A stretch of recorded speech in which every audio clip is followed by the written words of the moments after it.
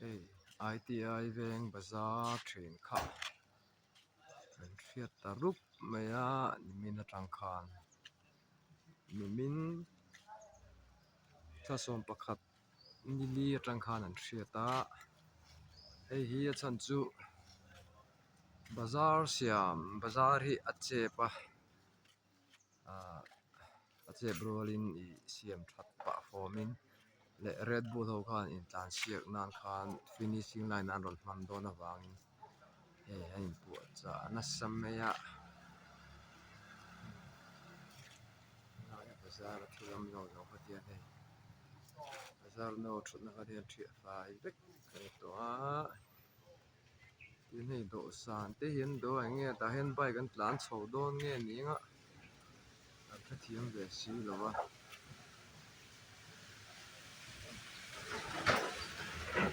so sani sa sa to chu an thiat lo chu ni hei thia ho nge o ninga kan khathiam ve lowa hei te di thir van ti hian hei phuna hian bike an tlan chho tur anga ila engkim ngen ti dawn ni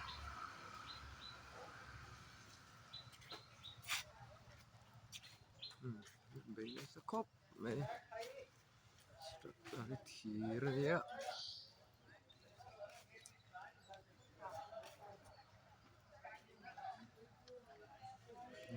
anh về bụi đó khóc mày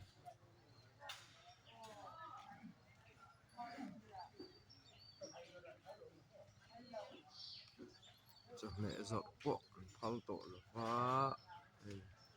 cho mẹ giọt bộ bắp khát mà ăn chút tổ luôn à thì lại bike tràn số tụt rất nhiều ta cái tổ sáng đến nó là cái nào anh xem phải hơn ạ ai chiang dọc đi ngang on là lên ạ ITI về bazaar anh ấy xem bazaar này helai cái tin helai tại cái volleyball court khan ya bazaar hi an sona bazaar sona lampang an kal thanga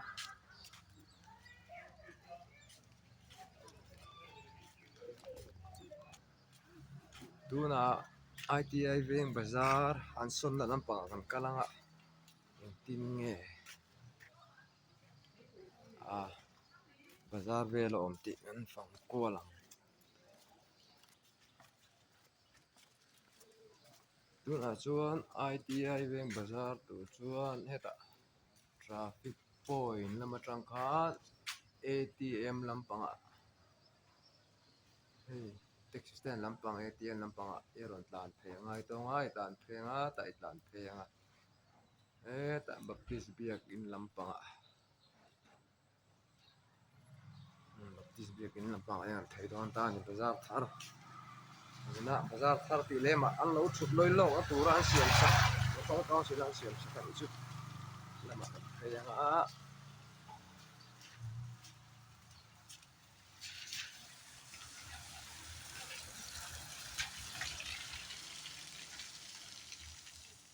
motor ka hun phal lo an ti mo ka ti ma se hei an hung du tho me nge ni anga ding da riat lama hun phal lo an ti zo do nge hello nge một ni tak ti so kan lo nei ka chi ang ta lo a baptist biak in po mo khop me ITI veng biak in a moi ber ania an sak zo na po la kai lo ton kum masa nge masa le vel October thla ve khan ren hon ta kha moi khop me baptist a kon biak in moi tak ani ya hian in hei ano ho chuan lo in rem ta ni na hian motor tlan langa thei to lo rim hringa road block ania hei patikan ti hian road block ani hi na hian motor tlan tlang thei lo rim hringa bazar tu ania Cái này cái in và hạt in kiểu แบบที่เบียกินหิแล้วลูกอ่ะไปอันเบียกันในมวยนายก็ในแบบที่สุด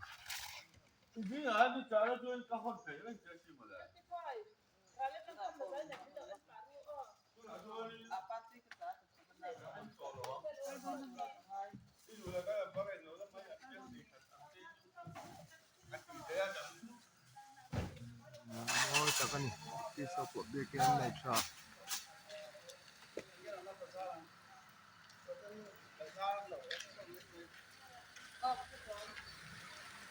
อยู่กับมึงที่เฮียนที่ลอยบาซาร์ค้าละเฮียนส่วนชาแบบที่เบียกันดูละ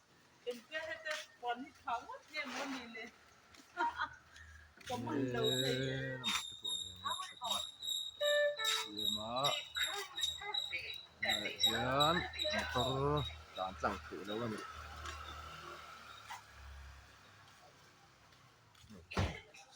mất đây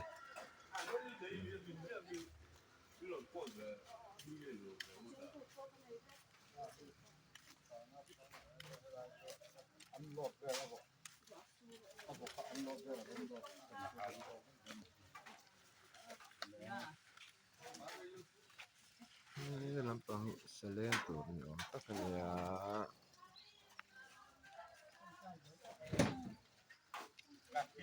hay làm bằng xe rùa hậu chân nhà ở mà lại quay lỗ rồi mà nghỉ bây giờ cả có ngoài giao xe cú người ta nhỉ bazar khi lại volleyball court pula bazar ka te hian la hian an saw ta khop loi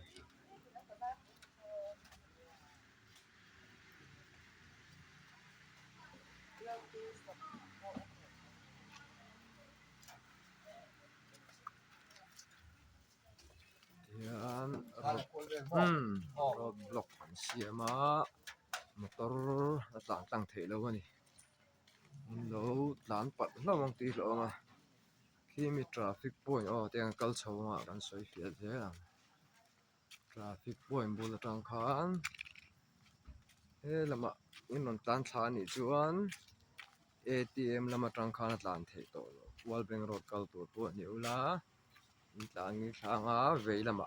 in non tlan thla college bank atang in non tlan thla ni chuan vei lama in tlan thatlang popang Kalam Baptist Road a khan atlan thei to lo ani World Bank Road kal tur po ni ula road block ani to a bazar mun Red Bull hoin khilai mun kha finishing line an ron hmang don si na a top kha nan hmang don si chumi pa phomin bazar kha kan veng local council khan siam thatan tum hrim kha arem changa mangin di khan di ta nia rem chang khop mai nakina Red Bull hawan za huna po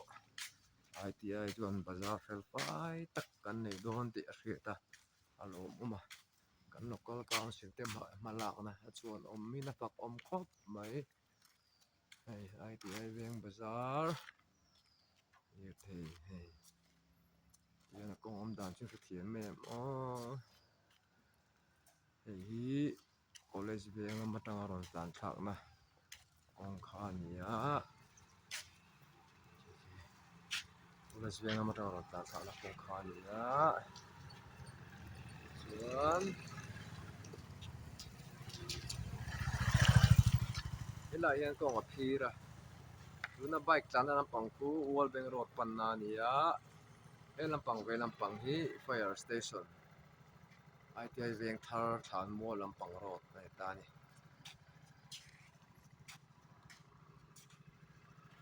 kan chho le lang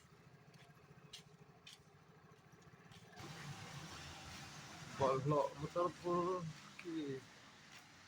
ai mo ki lai ko tur chi ki mi tui dai per don la ngai tu mi la vin chak pa kan na ran tan so mi ngai tu mi lo ran chil per chuwa ya ka tiang driver khani tum lo to motor khal pon kong sira tui oma mi lo kal chuan dim te tam tu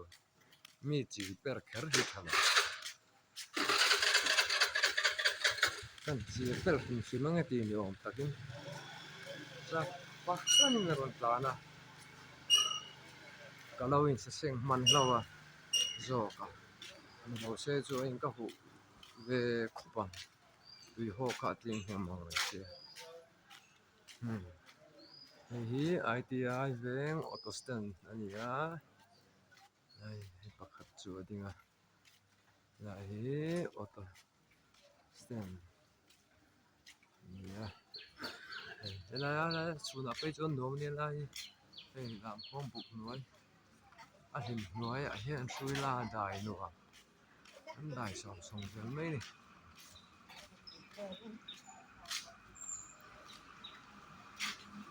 Walping Road ikal don ni chuan traffic point ni Halloween dia ni tlang pup pa tu na ka kal na ro ta hian dan thamai don ni ta ATM lama ba kal khanin bazar kha helai ai ke ba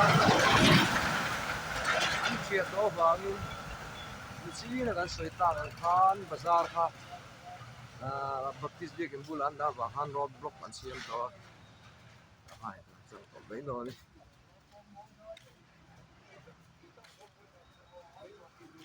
to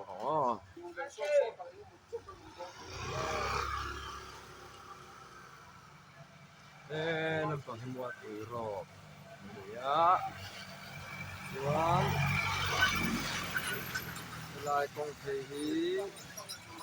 Uai me road ania Bank Secretariat Biak in kong thei ania ma se a kong hi kan in bula atop topa ron tlan su lian nam fo me Bethlehem veng thang ron kal tu te hi a ron tlan thei a kong a lo top to then sia a helo tan chu na on ve thawa han dem om lawa ai amam phei ve zur box sia kong tlang kha ang rio ma se mi in ko tai chuak ani chu wangin kan sol lo nan karon sei pa bok ani in lai hen kong atlang ikal ram du ni chuan in scooty danga ko dikan theianga pa chunga university ramai lu tanga college venga I chuak anga ke in luang in chu ni me kal thei that lam chun chu hen kong pei chu sort a turning point kan in bala oma atop top I khai no ni sengai le tan tu Uai me road phei veng chak Presbyterian biak in kong phei ani